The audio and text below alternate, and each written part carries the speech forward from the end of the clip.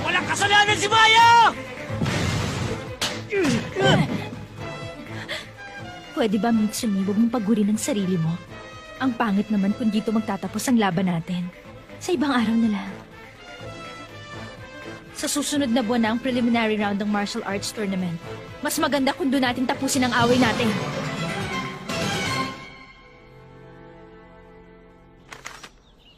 Asan nga ba? Dito lang pala eh. Teka, gaano kalayo pa ba? Malapit na tayo. Pambihira naman. Nagpatawag ako ng special coach para turuan ka. Sasamahan ka ni Aya. Anong special coach? Makinig ka. Sa totoong laban, lalabanan mo ang sarili mo. Yun ang huwag mo kakalimutan.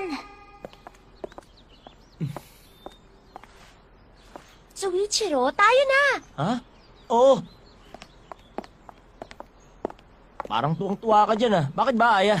Siyempre naman, first date natin to. Masayang-masaya ako, first date. Isipin mo ang gusto mong isipin. Ikaw naman kasi, Suichiro. Wala ka nang inisip kundi si ate.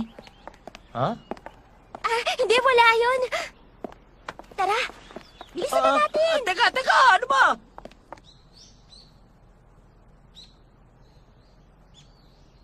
Ha? Ito ba?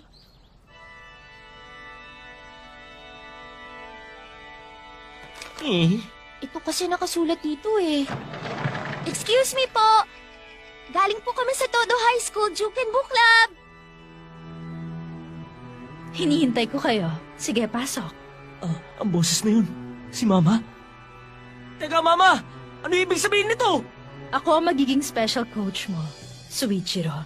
At bukod sa akin, may isa pa. Binabati kita, Ginoong Magabaray. Siya ang master ko at ang dating head ng pamilyang Takayanagi. Si Master Dogen Takayanagi. Ha?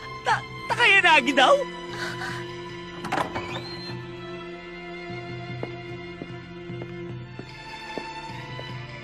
Ang papa mo. Nag-umpisa ng kumilos si Master Dogen. Wala tayong oras para matulala ka dyan na parang sira, Suichiro. Isang buwan na lang ang natitira. Kahit sandali lang sasanayin kita para makabawi sa 10 taon na naksaya. Tandaan mo yan habang sinasanay kita. Nakita ko na siya. Dati pa, nung ginagamit kong liyugan. Siya pala, ang mama ni Suichiro. Umuwi na nga tayo, Aya. Kalokohan ito. Labo talaga. Hindi ugali ng mga magulang na makialam sa away ng mga bata. At saka isa pa, hindi ba ikaw may kasalanan kaya namatay yung kapatid ni Natsume? Kung magpapaturo ako sa'yo, siguro higit pa sa makikipaglaban na matututunan ko. Ha? Teka, Suichiro, teka!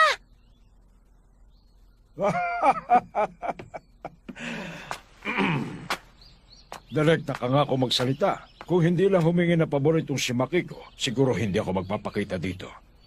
Pero, sabihin na lang natin na nandito ako ngayon para makabawi sa mga kasalanan ko. Ang may tuturo ko sa iyo gamit ang katawang ito ay mga leksyon na siguradong hindi magiging mahirap para sa iyo. Basta handa ka matuto, payag akong turuan ka.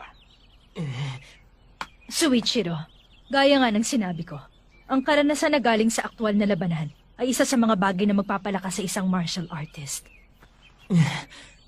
Nakapanghihinayang kung aalis ka. Marami kang masasaksihang labanan kung hindi ka aalis sa dojo na ito. Anong ibig niya sabihin doon?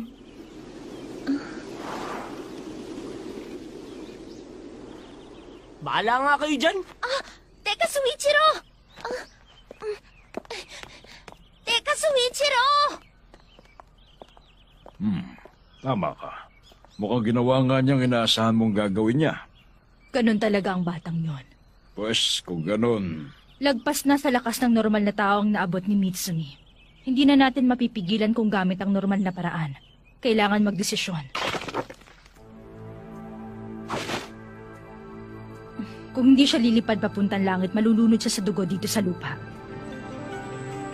Alin na magbubukas ng pinto at magpapakita? Ang Shoryu o ang Kokoryu? Talaga bang uuwi na lang tayo? Bihira ka mabigyan ng pagkakataong ganito, no? Magaling si Master Dogen! Ano ka ba? Seryoso ka ba dyan? Baka nakakalimutan mong isa sa mga kaaway ng kuya mo matandang yun. Seryoso ako! Alam mo, matagal na kitang gustong tanungin eh. Hindi kaya may sayad ka sa utak? Ano sa palagay mo, Aya? Ang yabang mo, Suichiro! Hindi ba ikaw masyado kapang isip bata? Tsaka bansot ka! Walang kinalaman dito ang height! Tadyakan kita dyan eh! Tadyakan? Talaga, Suichiro? Matatadyakan mo ako? Sigurado kang kaya mo? Ano ka mo?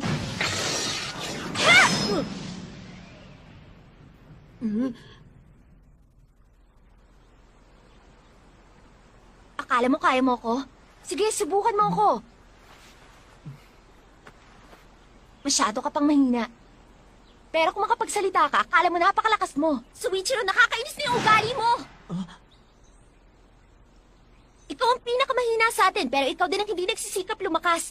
Paano ka lalakas kung ganyan? Wala kang pag-asa. Pasensya ka na.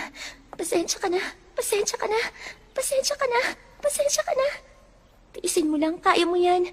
Kaya mo yan. Suichiro, maniwala ka. Kaya mong higitan ng lakas ng kahit sino. Kaya patawarin mo ko. Patawad.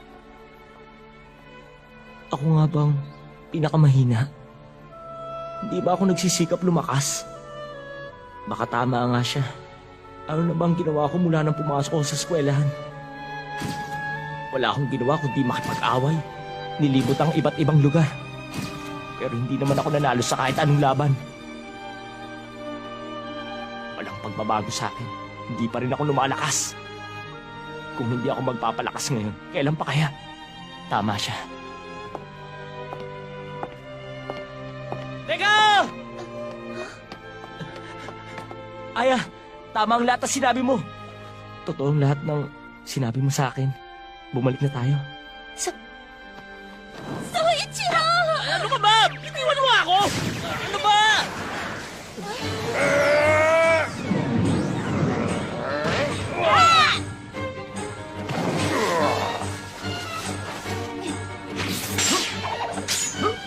Ano? Sabi na nga ba masama ang kutob ko? Doon sa sinabi ng mama mo kanina. Ano? Marami kang masasaksihang labanan kung hindi ka aalis sa dojo na ito. Anong ibig sabihin nun? Kahit na nagretiro na siya, marami pa rin koneksyon si Master Dogen Takayanagi sa mundo ng martial arts. Hindi lang yon. Ang mga dating head ng 12 pamilya na pinilit ni Mitsumi magretiro, ang 12 tagapagtanggol ng lumilipad na Phoenix ay nagbabanta pa rin sa kung sino ang may hawak ng kapangyarihan. Siguradong alam ng mama mo ang bagay na yon. Kapag gumawa ng hakbang si Master Dogen, siguradong magpapadala si Mitsumi ng mga magpapatumba sa kanila. Ganun?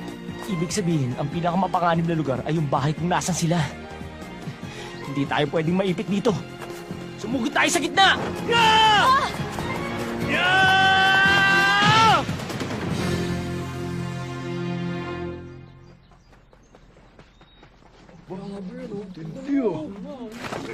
Ang bagay mo naman, Bob! Kahit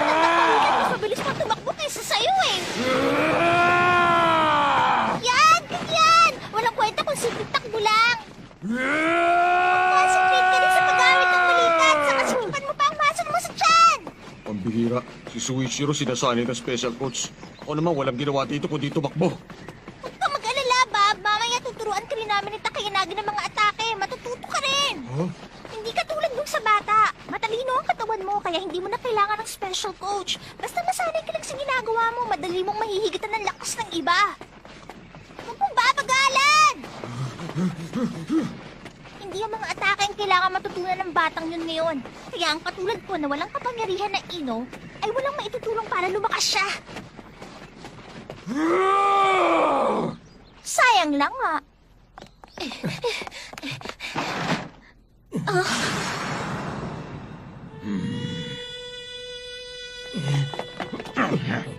Bakit ganito?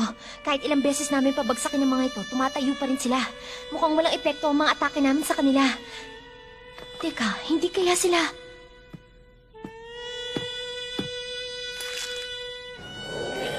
Oy! Huwag mong gagalawin yan. Suichiro?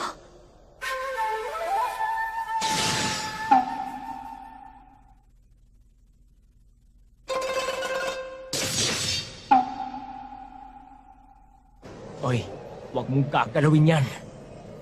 Lagot ka. Sinabi nang huwag mong gagalawin eh! Ah! Ah! Ah! Ang tansin ko. Ito malam. Ah! Ano ba naman? Nakakainis. Matatalo na naman ba ako?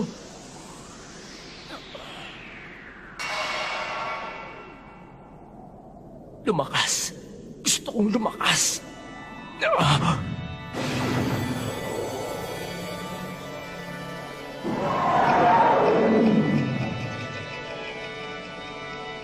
Gusto ko pang lumakas. Lumakas. Pero para sa anong dahilan? Para kanino ko dapat lumakas? Sino ba? Ah!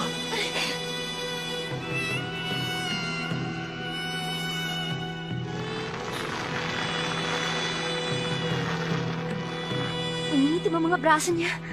Pati ang buhok. Ang dragon ang pinanggagalingan ng kapangyarihan ng Magabara. Ang dragon sa hangin. Pumapasok ang hangin sa ibabaw ng ulo at lumalabas sa 8 lapusan.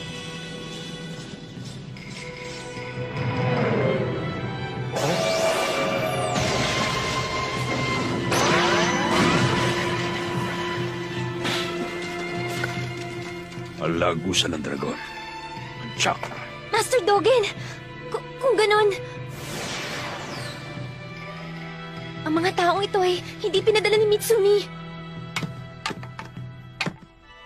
Na dating lumilipad na phoenix sa mga Takayanagi, ang 12 tagapagtanggol.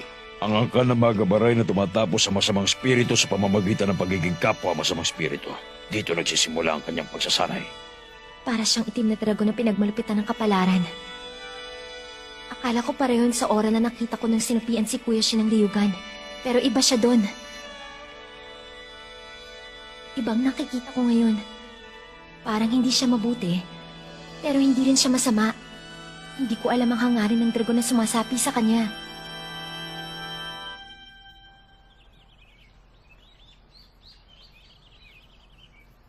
Ayos ka lang ba? Oo, pero parang wala akong naalala sa mga nangyari. Talaga ba nakakagulat ang nangyari? Nagpalit ka ng anyo kanina. Puwera biro. Humaba bigla yung buhok mo, tapos biglang nangitim. Nagpalit ng anyo? Kung sakaling makokontrol ko ang kapangyarihang yun, baka magamit kayo sa laban. Malalabanan ko ang mga halimaw. Yung mga nanggugulo sa akin. Aba, syempre pwede yon. Yun ang dahilan kaya nagsasanay ka ngayon. Talaga? Ang importante ay lagi mong alam yon.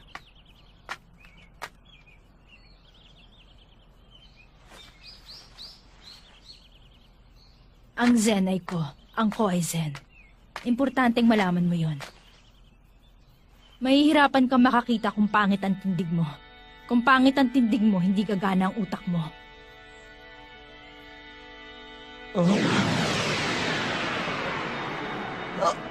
Ano ito? Higanting ako? Hindi, ito ay... Pag mas malaki ang kalaban ng isang tao, Lalong hindi naiisip ng maliit na kalaban kung gaano lang kalaki ang kalaban nila. Soichiro, Sige nga. Subukan mong lumayo dito.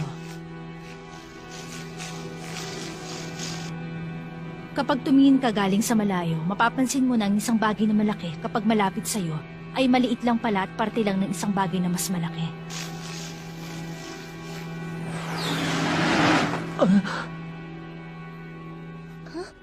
bakit anong problema? Soichiro, Ang Zenai ko. Ang insekto na yon at ang ibon na kumain sa kanya ay parehong bahagi mo. Lagi mong tatandaan yon, Soichiro. Ang parte ng nandito ngayon ay isang bahagi mo lang. At saka, ang buong pagkatao mo ay isang bahagi lang ng mundo. At ang mundo na yon ay isang bahagi mo lang din. Ang hangin ay enerhiya lamang sa parte ng mundo na dumadaan sa katawan mo. Pwede mong tularan ng Shoryu na lumilipad papuntang langit o tularan ng Kokoryu na yumayanig sa lupa. Ang Yonko ang magdedesisyon kung alin doon ang tutularan mo. At sa'yo din.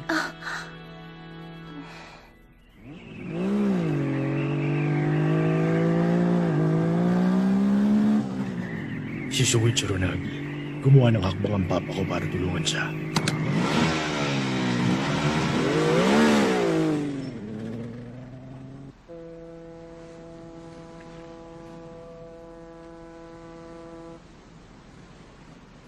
Di ba pare? Dati pa naman idol mo na si Shin, di ba? Pag nagmumotor kayo, lagi ka nasa likod niya.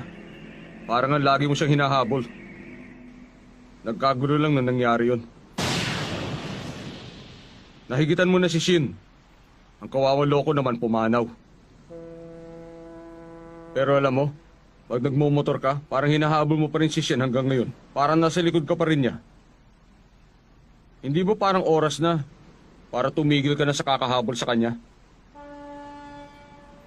Yan lang bang gusto mong sabihin? Oo. Mitsumi, ito lang ang tandaan mo. Ayoko nawawala sa akin ng mga kaibigan ko. Kahit isa lang, hindi pwede. Importante sila lahat sa akin. Umamin ka, hindi ka pa naliligo, no? Kahapon pa.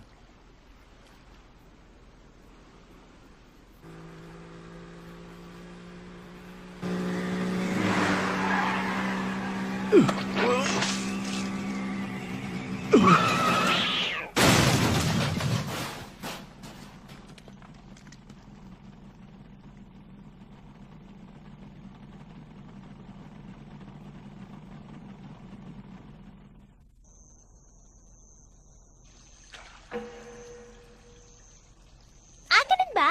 Ganun ba ang nangyari? Oo, ang galing nga na nangyari kay Soichiro dun sa dojo kanina.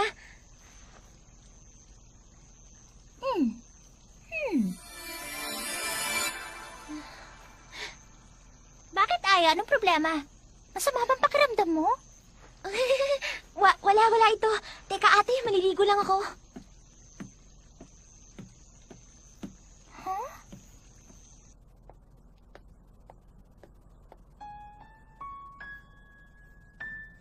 Si ate pala, ang nagpakita sa puso ni Soichiro nung oras na yon.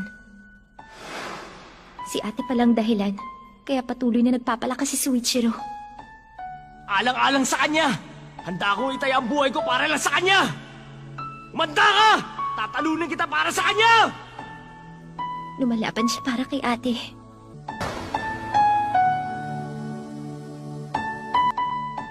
Hindi ko malimutan yun. Nakita ko sila nung ginamit ko yung Ryugan. Nakaukit na yun sa isip ko at ayaw nang malis. Ayoko nang makita. Maniwala ka nga! Yun nga nangyari! Bakit naman ako maniniwala sa'yo? Kung totoo man yun, hindi ako papayag na ganun kabilis ka lalakas. Imposible yun. Pero kung totoo yan, magandang balita yan. Nagi, Ano ba? Sinabi lang ang totoo nga yun eh! Sige, magsasanay ako. Pag nagawa ko ulit, ipapakita ko sa'yo. Maghihintay ako pero hindi ako aasa. Seryoso ako, maghintay lang kayo. Makikita nyo rin yun. Oo na. Pag nagawa ko yun, magugulat ang buong mundo. Tama! Talunin natin ang enforcement team. Pakitaan natin. Oh? Totoo kaya yon? Sinasabi mo yan ngayon. Pero ate, sigurado ka ba talagang lalabanan mo si Mitsumi? Aya?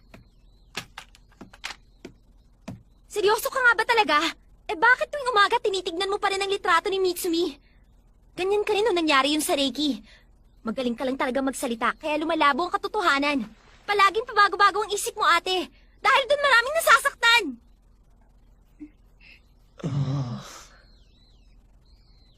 Ganun ka rin pagdating kay Suichiro. Ginagamit mo lang si Suichiro para makaganti kay Mitsumi.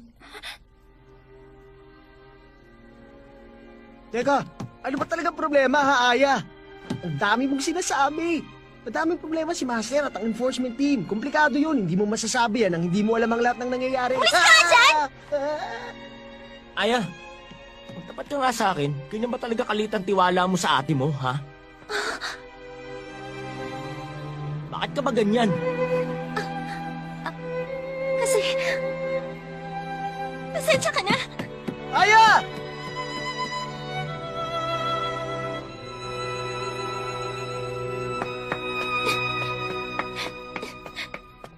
Ang sama ko. Napakasama ko talaga. Siguro, galit na sa akin si Suichiro ngayon.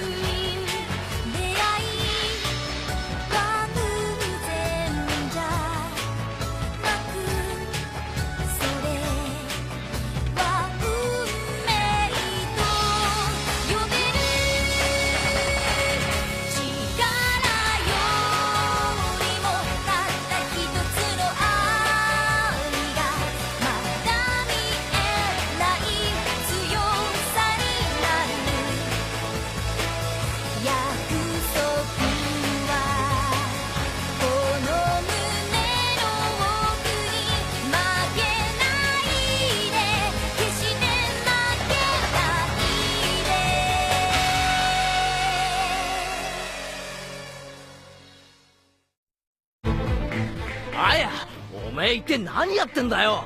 なんで実の姉ちゃんとマジバトルやっちゃってんだよ。